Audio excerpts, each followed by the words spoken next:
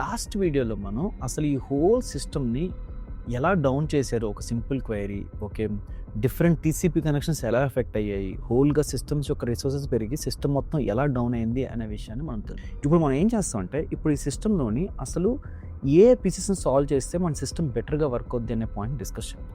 Okay, first thing ఆబ్వియస్గా analytical queries అనేవాళ్ళు heavy queries run చేయకుండా మనం ఏదైతే తీసుకోరు, బట్ స్టిల్ వాళ్ళు హెవీ క్వైరీస్ రన్ చేస్తే ఫస్ట్ థింగ్ ఏంటి అంటే నా రీడ్ రెప్లిక్ అనేది ఎప్పుడు నా ప్రైమరీ డేటాబేస్ని ఎఫెక్ట్ చేయకూడదు. ఓకే, ఎఫెక్ట్ చేస్తే నా హోల్ సిస్టమ్ అంతా డౌన్ అయిపోతుంది. సో నేనేం చేస్తాను అంటే ఈ రీడ్ రెప్లిక్ అనేది కరెక్ట్ ఏంటి అంటే సింక్రనస్ రెప్లికేషన్ ఉందన్నమాట. సింక్రనస్ రెప్లికేషన్ అంటే మనం చేసుకున్నాం. ఇప్పుడు నేను ఏం చేస్తానంటే either semi synchronous or asynchronous replication use చేస్తాను. అంటే ఏంటంటే ఫర్ ఎగ్జాంపుల్ ఇది డేటాబేస్, ఓకే, ఇది అనేది రెప్లికా. ఓకే, ఇప్పుడు డేటాబేస్లో ఎవరైనా ఇన్సర్ట్ చేస్తే, ఓకే, ఇప్పుడు ఆ ఇన్సర్ట్ అనేది ఫస్ట్ డేటాబేస్లో స్టోర్ అవుతుంది. నెక్స్ట్ వెంటనే అది రెప్లికాకి ఇవ్వకుండా యూజర్కి రెస్పాన్స్ ఇచ్చేస్తుంది అనమాట, నీ డేటా కరెక్ట్గా స్టోర్ అయిపోయింది అని. దాని తర్వాత ఎసింక్రనస్గా రెప్లికాకి వెళ్ళి అది స్టోర్ చేసుకుంటుంది అన్నమాట. దీనివల్ల ఏమవుతుంది, యూజర్ యొక్క థ్రెడ్ ఎక్కువసేపు ఉండదన్నమాట. యూజర్ యొక్క థ్రెడ్ ఎక్కువసేపు డేటాబేస్లో ఉండదు. సో డేటాబేస్లో రిసోర్సెస్ అనేవి చాలా ఫాస్ట్గా ఇవైపోతుంటాయి అన్నమాట, ఎక్కువసేపు దాంట్లో ఉండకపోవడం వల్ల. సో దీనివల్ల నేను డేటాబేస్ని నా రీడ్ రెప్లికాని కొంచెం డిఫరెంట్ చేశాను అన్నమాట. ఓకే, ఒక దానివల్ల ఇంకోటి అంత ఎక్కువ ఇంపాక్ట్ అవ్వదు. ఓకే, ఇది ఫస్ట్ థింగ్. సెకండ్ థింగ్ ఏంటి అంటే డేటాబేస్లో మీరు అబ్జర్వ్ చేస్తే చాలా ఎక్కువసేపు ఒక థ్రెడ్స్ ఉన్నాయి. ఓకే, ఆ థ్రెడ్స్ అనేవి సరిగ్గా ప్రాసెస్ అవ్వట్లేదు, ఎందుకంటే రీడ్ రెప్లికాలో ఇష్యూస్ ఉన్నాయి. కాకపోతే నేను ఏం చేస్తానంటే డేటాబేస్లోని టైమ్ అవుట్స్ వాడతాను అన్నమాట. టైమ్ అవుట్స్ అంటే ఏంటి అంటే ఫర్ ఎగ్జాంపుల్ నువ్వు ఒక క్వైరీ రన్ చేసావు. ఫర్ ఎగ్జాంపుల్ ఇది ఒక క్వైరీ, ఈ క్వైరీ రన్ అవుతుంది, కానీ డ్యూ టు సమ్ రీజన్ ఆ క్వైరీ అనేది ఫాస్ట్గా రన్ అవ్వట్లేదు అనమాట. డ్యూ టు హెవీ క్వైరీ కానీ ఏదో క్వైరీ కానీ అది రన్ అవ్వకపోవడం వల్ల ఆ సిస్టమ్ అలా ఉండిపోతుంది. అలా ఉండిపోవడం వల్ల అలాంటి క్వైరీస్ ఎక్కువ ఫామ్ అయితే నా సిస్టమ్ మొత్తం డౌన్ అయ్యే ఛాన్స్ ఉన్నాయి. సో నేను పెడతానంటే ఏదైనా క్వైరీ కానీ ప్రాబ్లీ మ్యాక్స్ 1 minute కన్నా ఎక్కువసేపు రన్ అవ్వకూడదు అని ఒక రూల్ పెట్టుకుంటా. అంటే 1 minute కన్నా ఒక క్వైరీ అనేది డేటాబేస్లో రన్ అయితే డేటాబేస్ ఆటోమేటిక్గా క్వైరీని కిల్ చేసేస్తాను అనమాట. దీనివల్ల నా సిస్టంలో రిసోర్స్ అనేవి ఫ్రీ అయిపోతాయి వెంటనే. నెక్స్ట్ ఏం చేస్తాను అంటే ఇప్పుడు ఏంటి అంటే సమ్హౌ నా సర్వర్స్ అనేవి చాలా స్లోగా రీస్టార్ట్ అయ్యాయి అన్నమాట. సర్వర్ రీస్టార్ట్ అనేది ఒక ప్రాబ్లం అయింది. ఓకే, అంత పెద్ద ప్రాబ్లం కాదు కానీ బట్ సమ్హౌ నా సర్వర్స్ వేరంగా రీస్టార్ట్ అయితే ఈ కేసులోని నా సిస్టమ్స్ వేరంగా అప్ ఉండొచ్చు అనమాట. సర్వర్ లేట్గా అవడం వల్ల సిస్టమ్ ఈ డౌన్ టైం అనేది ఎక్కువ అయిపోయింది అన్నమాట. ఎందుకు ఇలా అయ్యింది అంటే మనం ఏం వాడుతున్నాం, స్ప్రింగ్ బూట్ సర్వర్స్ వాడుతున్నాం. ఓకే, స్ప్రింగ్ బూట్ అనేది జనరల్గా ఎలా రన్ అవుద్దో మీరు చూస్తే ఫస్ట్ బైట్ కోడ్లో మీరు ఫస్ట్ కంపైల్ చేస్తారు. ఈ బైట్ కోడ్నేమో మీరు జేమీలో డిప్లాయ్ చేస్తారు. జేవిఎం ఈ బైట్ కోడ్ని మిషన్ కోడ్లో కన్వర్ట్ చేసి రన్ చేస్తారు. ఇది మనందరికీ తెలిసిందే. కాకపోతే థింగ్ ఏంటి అంటే స్ప్రింగ్ బూట్ అనేది ఈ జేవిఎం అనేది ఈ ప్రాసెస్ రన్ చేయడం కోసం మీరు సర్వర్ రీస్టార్ట్ చేస్తున్నప్పుడు అది కొంత టైం తీసుకుంటుంది అన్నమాట. ఆ టైంలో అది డిఫరెంట్ ప్రాసెస్ రన్ చేస్తుంటుంది. మార్కెట్లో ఆల్రెడీ డిఫరెంట్ సొల్యూషన్స్ ఉన్నాయి. ఇప్పుడు ఈ స్ప్రింగ్ బూట్ స్టార్టప్ టైంని ఎలా ఆప్టిమైజ్ చేయొచ్చు అని చెప్పి డిఫరెంట్ సొల్యూషన్స్ ఉన్నాయి.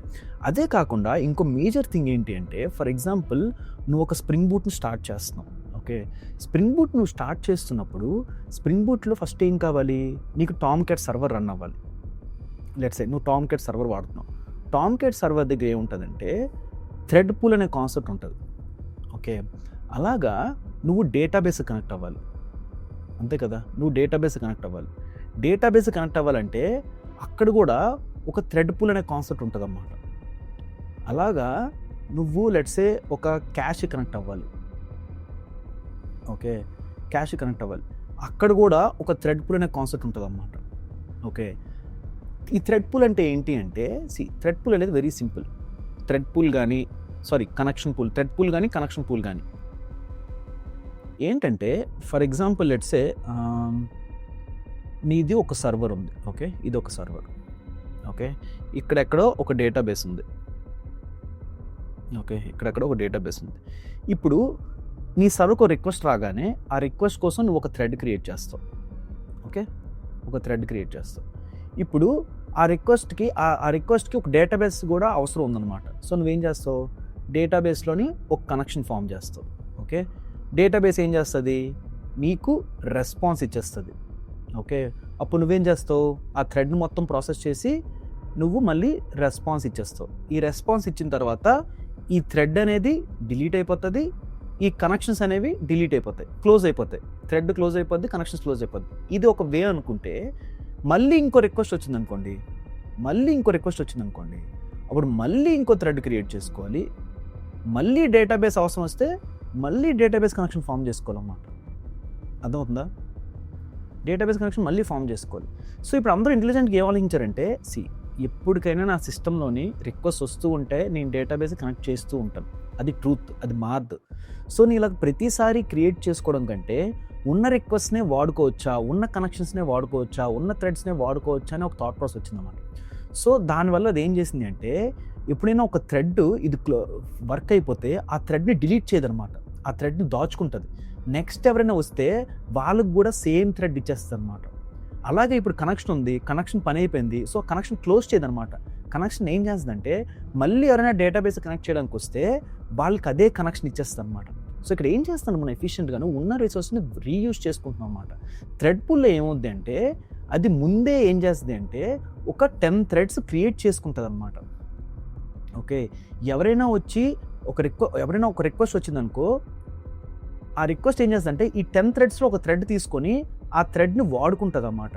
వాడుకొని మళ్ళీ పని అయిపోయాక ఆ థ్రెడ్ని రిటర్న్ చేస్తుంది అనమాట. ఓకే, అలాగే కనెక్షన్స్ కూడాను కనెక్షన్ పూల్ అని ఇంకోటి ఉంటుంది అన్నమాట. కనెక్షన్ పూల్లో ఏంటి అంటే, లెట్సే 10 కనెక్షన్ పూల్ ఉంటే అర్థం ఏంటంటే, ఇప్పుడు డేటాబేస్ని కనెక్ట్ చేయడం కోసం నీకు ఒక కావాలి అనుకో. ఓకే, అదేం చేస్తుందంటే ఈ 10 కనెక్షన్ పూల్ నుంచి నీకు ఒక కనెక్షన్ ఇస్తుంది. నువ్వు ఆ కనెక్షన్ యూజ్ చేసుకుంటావు. యూజ్ చేసుకున్న తర్వాత నీ వర్క్ అయిపోగానే మళ్ళీ దాన్ని రిటర్న్ చేస్తాం అన్నమాట. ఓకే, రిటర్న్ చేయడం వల్ల మళ్ళీ ఇంకొకరు వచ్చారనుకో, వాళ్ళకి సేమ్ కనెక్షన్ అది యూజ్ చేసుకోగలదు అనమాట. ఓకే, సో దీన్నే కనెక్షన్ పూల్ అంటారన్నమాట. అలాగే దాన్ని థ్రెడ్ పూల్ అంటారన్నమాట. ఇప్పుడు ప్రాబ్లం ఏంటంటే, ఇది జస్ట్ డేటాబేస్ కోసమే కాదు, నీ సిస్టమ్ అనేది ఒక ఎక్స్టర్నల్ సిస్టమ్స్ దేన్ని కనెక్ట్ చేసుకోవాలన్నా, ఒక టీసీపీ కనెక్షన్ ఫామ్ చేసుకోవాలన్నా ఈ కనెక్షన్ పూలింగ్ అనే కాన్సెప్ట్ మనం వాడతాం. ఇప్పుడు మన కేసులో ఏంటి, సర్వర్ రీస్టార్ట్ చేస్తున్నప్పుడు ఆ server Tomcat thread pool create చేయాలి, డేటాబేస్తో కనెక్ట్ చేసుకోవడానికి డేటాబేస్తో కనెక్షన్ పూల్ క్రియేట్ చేయాలి, క్యాష్ని కనెక్ట్ అంటే క్యాష్ని కనెక్ట్ క్రియేట్ చేయాలి. అట్ ద సేమ్ టైము నువ్వు ఏదైనా లాగ్స్ రన్ చేస్తే ఆ లాగ్స్ రన్ అవ్వాలి. ఇలా నువ్వు అబ్జర్వ్ చేస్తే నువ్వు ఒక సర్వర్ స్టార్ట్ చేస్తున్నప్పుడు చాలా థింగ్స్ అనేవి ప్రైమరీగా ఉండాలన్నమాట. ఆ ఉన్న తర్వాత నీ సర్వర్ స్టార్ట్ అవుతుంది. ఇప్పుడు ఇవన్నీ నువ్వు సర్వర్ రీస్టార్ట్ చేస్తున్నప్పుడే క్రియేట్ చేస్తున్నావు అనుకో, నీ సర్వర్ చాలా టైం పట్టేస్తుంది క్రియేట్ చేయడానికి. సో ఫస్ట్ మనం చూసుకోవాలన్నమాట, అసలు నా సర్వర్ ఎన్ని క్రియేట్ చేస్తుంది అని చెప్పి. ఇవన్నీ సర్వర్ రీస్టార్ట్ అయినప్పుడే క్రియేట్ చేస్తుందా, లేకపోతే ఫస్ట్ సర్వర్ రీస్టార్ట్ అయిపోయింది తర్వాత ఎప్పుడో క్రియేట్ చేస్తుందా అనే విషయాన్ని మనం ఫిగర్అవుట్ చేయాలన్నమాట. ఫిగర్అవుట్ చేస్తే ఏమవుద్దంటే నీ సర్వర్స్ ఫాస్ట్గా స్టార్ట్ అవుతాయి. అండ్ మోర్ ఓవర్ సర్వర్ మీరు ఎప్పుడైనా చూడండి, సర్వర్ మీరు ఎప్పుడు రీస్టార్ట్ చేసినా మీకు సర్వర్ కొంత టైం తీసుకుంటుంది అన్నమాట ఫాస్ట్గా రన్ అవ్వడానికి. ఎందుకు అంటే దానికి ఇంకో రీజన్ ఏంటంటే జిట్ కంపైలర్ థింగ్ అనమాట. మీ కోడ్ ఎలా రన్ అవుతుంది, ఫర్ ఎగ్జాంపుల్ లెట్సే నువ్వు స్ప్రింగ్ బూట్ సర్వర్ రన్ చేసావు. ఓకే, రన్ చేయగానే నువ్వేం చేసావు, నీ దాంట్లో స్ప్రింగ్ బూట్ సర్వర్ రన్ చేసావు, నీ బయట కోడ్ అంతాను ఇప్పుడు జేవిఎంలో ఉంది. ఓకే, ఇక్కడ జేవిఎం ఉంది, జేవిఎంలో నీ బయట కోడ్ అంతా ఉంది. ఇప్పుడు నీ కోడ్కి ఒక కొత్త రిక్వెస్ట్ వస్తే జేవిఎం ఏం చేస్తుందంటే జిట్ కంపైలర్ యూజ్ చేసుకొని అదే టైంలో బైట్ కోడ్ని మెషిన్ కోడ్లా కన్వర్ట్ చేసి ఎగ్జిక్యూట్ చేస్తుంది. ఎప్పుడు రిక్వెస్ట్ వస్తే అప్పుడు. ఆబ్వియస్గా ఇది ఎక్కువ టైం టేకింగ్ ప్రాసెస్. అందుకే జేవిఎం ఓవర్ ద టైం ఏం చేస్తుంది అంటే, ఓకే ఇలాగా చాలా కోడ్ పీసెస్ ఉన్నప్పుడు ఈ పర్టికులర్ కోడ్ పీస్ అనేది చాలా ఎక్కువ సార్లు కాల్ చేస్తున్నాము, ఈ పర్టికులర్ మెథడ్ అనేది చాలా ఎక్కువ సార్లు కాల్ చేస్తున్నాము అని చెప్పి ఆ మెథడ్కి ముందే మెషిన్ కోడ్లా కన్వర్ట్ చేసుకొని ఆ మెషిన్ కోడ్ని ర్యామ్లో స్టోర్ చేసుకుంటుంది అన్నమాట. రిక్వెస్ట్ వచ్చినప్పుడే కాకుండా ఏ మెథడ్ని ఎక్కువసార్లు పిలుస్తామో ఆ మెథడ్స్ అన్ని మెషిన్ కోడ్లో కన్వర్ట్ చేసి ర్యామ్లో స్టోర్ చేసుకుంటాం. దీనివల్ల బెనిఫిట్ ఏంటి, కొత్త రిక్వెస్ట్ వచ్చినప్పుడు ఆ మెషిన్ కోడ్ని డైరెక్ట్గా వాడి అది ఎగ్జిక్యూట్ చేస్తుంది అనమాట. దీనివల్ల మీ లేటెన్సీ అనేది చాలా తగ్గిపోద్ది అనమాట. కాకపోతే జేవిఎం అనేది ఈ మెషిన్ కోడ్లాగా ఆటోమేటిక్గా కన్వర్ట్ చేయడానికి కొంత టైం తీసుకుంటుంది అనమాట. ఓకే, దాన్నే హాట్ కోడ్స్ అంటారు, హాట్ పాత్స్ అంటారు, డిఫరెంట్ పేర్లు అంటారు. ఆ హాట్ కోడ్ హాట్స్పాట్ కోడ్ని అది ఫిగర్ అవుట్ చేయడానికి కొంత టైం తీసుకుంటారు అనమాట. ఆ టైం తీసుకున్నంతలోపు మీ కోడ్ అనేది కొంచెం స్లోగానే రన్ అవుద్ది అనమాట. సో ఎప్పుడైనా సర్వర్ రీస్టార్ట్ చేస్తున్నప్పుడు మన అలాంటి థింగ్స్ చూసుకోవాలన్నమాట. సర్వర్లో రీస్టార్ట్ చేసినప్పుడు అసలు ఏమేమి థింగ్స్ మనం సింక్రనస్గా క్రియేట్ చేస్తున్నాం, which delays the server restart time. At the same time restart అయ్యాక నీ కోడ్ అనేది వార్మప్ అవుద్ది అనమాట. దీన్ని వార్మప్ అంటారు బేసిక్గా. నీ కోడ్ అనేది వార్మప్ అవుద్ది అనమాట. వార్మప్ అవ్వడానికి ఎంత టైం తీసుకుంటుంది, ఇవి కూడా ఒకసారి చూసుకోవాలన్నమాట. వీటి వల్ల ఏమవుద్ది అంటే మీ సర్వర్స్ అనేవి ఫాస్ట్గా అప్ అయ్యి రిక్వెస్ట్ని హ్యాండిల్ చేయగలదు అనమాట.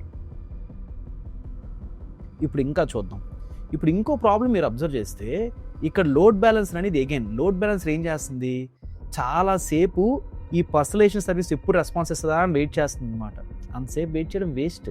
ఎందుకంటే ఓకే, అది ఒక 1 minute వెయిట్ చేయి, 1 minute వరకు రెస్పాన్స్ రాలేదనుకో, చెప్పే గేట్వే సర్వీస్కి ఏంటంటే నేను పర్సనలైజేషన్ సర్వీస్ రెస్పాండ్ అవ్వట్లేదు, ఐ కాంట్ రెస్పాండ్ అని చెప్పి దాన్ని చెప్పకుండా నువ్వేం చేస్తున్నావు, అలా వెయిట్ చేస్తున్నావు. So we need to keep time out at a load balancer level also. Next thing ఏంటి అంటే ఇప్పుడు ఇక్కడ మనం మేజర్గా అబ్జర్వ్ చేస్తే మనం ఏం చేస్తున్నాము, నీకు ఒక ఏపీ హోమ్ పేజ్కి ఒక రిక్వెస్ట్ వస్తే మూవీ డిస్కవరీ సర్వీస్ని పిలుస్తున్నావు, పర్సనలైజేషన్ సర్వీస్ని పిలుస్తున్నావు.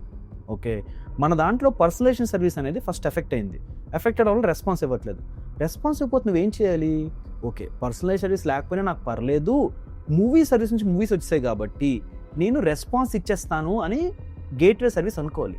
గేట్వే సర్వీస్ ఏం చేస్తుంది, వెయిట్ చేస్తుంది. నాకు 2 రెస్పాన్స్ వచ్చే వరకు నేను యూజర్కి రెస్పాన్స్ ఇవ్వనని వెయిట్ చేస్తుంది. దీనివల్ల పెద్ద బ్లాకర్ అయిపోతుంది అన్నమాట. So gateway service should be able to take a call. ఏంటి అంటే కొన్నిసార్లు పర్సనలైజేషన్ సర్వీస్ అనేది రాకపోయినా కూడాను I will take a call and send the response to customer with only movies. తీసుకుంటే మనకి ఇంత ఇంపాక్ట్ ఉండకపోదు. ఇప్పుడు ఏంటి, అది తీసుకోకపోవడం వల్ల దాని ప్రెషర్ పెరిగిపోవడం వల్ల కస్టమర్స్ రీట్రై చేస్తున్నారు. ఇదంతా హోల్ ప్రాసెస్ వల్ల గేట్వే సర్వీస్ ఒక కాల్ తీసుకుంటే మనకి ఈజీగా ఉందన్నమాట. నెక్స్ట్ ఇప్పుడు వద్దాం, మనకి ఎక్కువ ప్రెషర్ అనేది పడిపోవడం వల్ల మూవీ డిస్కవరీ సర్వీస్ ఏం చేసింది అంటే క్యాష్ కనెక్ట్ అవ్వకుండా డేటాబేస్ కనెక్ట్ అవుతుందన్నమాట. ఎందుకలాగా, ఎందుకంటే మళ్ళీ ఇక్కడ కూడా సేమ్. ఫర్ ఎగ్జాంపుల్ ఇది నీ మూవీ డిస్కవరీ సర్వీస్, ఓకే, ఇది నీ క్యాష్. ఇప్పుడు movie discovery service cash connect చేయడానికి నీ దగ్గర కొన్ని కనెక్షన్ పూల్ ఉంటుంది. మనం ముందే డిస్కస్ చేసుకుందాం కనెక్షన్ పూల్ అంటే ఏంటి అని చెప్పాను. కనెక్షన్ పూల్లో లెట్సే ఒక 100 రిక్వెస్ట్ ఉన్నాయి, 100 కనెక్షన్స్ ఉన్నాయి. అంటే ఏంటంటే ఒకేసారి 100 పీపుల్ వచ్చారనుకోండి, 100 రిక్వెస్ట్ వచ్చాయనుకోండి, ఓకే, ఆ 100 రిక్వెస్ట్కి క్యాషే కావాలి అనుకుంటే వరుసగా వాళ్ళందరికీ 100 కనెక్షన్ల వరకు ఇవ్వగలదు. సో 100 కనెక్షన్స్ అనేవి నీ రెడీస్ క్యాష్కి ప్యారలల్గా మేక్ చేయగలను. ఇప్పుడు 100 కాకుండా ఎవరైనా 200 మంది వచ్చారనుకో, ఆ 100 కనెక్షన్లు బిజీగా ఉన్నాయి, ఆల్రెడీ క్యాష్ని కాల్ చేస్తున్నాయి. సో ఇలాంటి టైంలో ఏం చేస్తానంటే ఈ మిగిలిన 100 మంది వెయిట్ చేస్తారన్నమాట. క్యాష్ యొక్క కనెక్షన్ కోసం ఈ మిగిలిన 100 మంది వెయిట్ చేస్తారన్నమాట. ఎంతసేపు వెయిట్ చేస్తారు, వాళ్ళు ప్రాబ్లీ కొన్ని మిల్లీ సెకండ్స్ వెయిట్ చేసి దాని తర్వాత వాళ్ళు ఏమనుకుంటారంటే ఓకే క్యాష్ దగ్గర ఇంక పని అవ్వదు, మనం ఏం చేద్దామంటే డేటాబేస్ దగ్గరికి వెళ్ళిపోదాం అని చెప్పి వాళ్ళు డేటాబేస్ దగ్గరికి వెళ్ళిపోతారన్నమాట. అంటే ఏంటంటే కనెక్షన్ పూల్లో మనకి కనెక్షన్స్ అయిపోవడం వల్ల వాళ్ళు రెడీస్కి కనెక్ట్ అవ్వలేకపోతున్నారు. కనెక్ట్ అవ్వకపోవడం వల్ల వాళ్ళు డైరెక్ట్గా డేటాబేస్ దగ్గరికి వెళ్ళిపోతున్నారు. దీనివల్ల డేటాబేస్ ప్రెషర్ పడుతుంది. So one of the solution ఏంటి అంటే ఎదర్ మనం కనెక్షన్ పూల్లో అసలు సఫిషియెంట్ కనెక్షన్ ఎలా డిసైడ్ చేస్తాం. ఫస్ట్ క్వశ్చన్ ఏంటంటే అసలు రెడీస్కి 100 కనెక్షన్లే ఇవ్వాలి అని చెప్పి ఎలా డిసైడ్ చేస్తాం. ఇది నీ లోడ్ బట్టి వీటి బట్టి డిసైడ్ చేయాలన్నమాట, అంతేగాని ర్యాండమ్ నెంబర్ ఇవ్వకూడదు. సో ఇక్కడ మేము చేసింది ఏంటంటే ఒక ర్యాండమ్ నెంబర్ ఇచ్చాం. సో మీ ఎఫిషియెంట్గా ఎంత స్కేల్ సిస్టమ్ హ్యాండిల్ చేయగలదు, లేకపోతే ఒక హెవీ ట్రాఫిక్ వచ్చినా కూడా ఎంత స్కేల్ హ్యాండిల్ చేయగలదు అనే థింగ్స్ బట్టి మేము ఈ నెంబర్ని 100 కాకుండా 150 అలాగా చేంజ్ చేసాం అన్నమాట. దీనివల్ల ఎఫిషియెంట్గా డేటాబేస్ మీద లోడ్ పడకుండా క్యాష్ వరకు వెళ్తుంది అన్నమాట. ఇంకా చాలా సొల్యూషన్స్ మేము ఫిగర్ అవుట్ చేసాం. బట్ ఈ వీడియో పర్పస్ కోసం ఈ మెయిన్ థింగ్స్ని ఎక్స్ప్లెయిన్ చేశాను అనమాట. ఐ హోప్ అందరికీ అర్థమైంది అనుకుంటాను ఈ 2 parts అనేవి. దీని ద్వారా ఒక సిస్టమ్స్ అనేవి ఇది చాలా బేసిక్ సిస్టమ్, ఫ్రాంక్గా చెప్పండి చాలా బేసిక్ సిస్టమ్ అనమాట. ఎందుకంటే ఇంకా రియల్ వరల్డ్లోకి వెళ్ళేసరికి ఒక హండ్రెడ్స్ ఆఫ్ మైక్రో సర్వీసెస్ ఉంటాయి, హండ్రెడ్స్ ఆఫ్ లోడ్ బ్యాలెన్సర్లు ఉంటాయి. ఇవన్నిటి త్రూ సిస్టమ్ని బిల్డ్ చేయాలి అంటే చాలా కష్టం అవుతుంది అనమాట. So this is just to give an understanding about what are the different problems we face in this kind of systems అన్నమాట. Okay, thanks.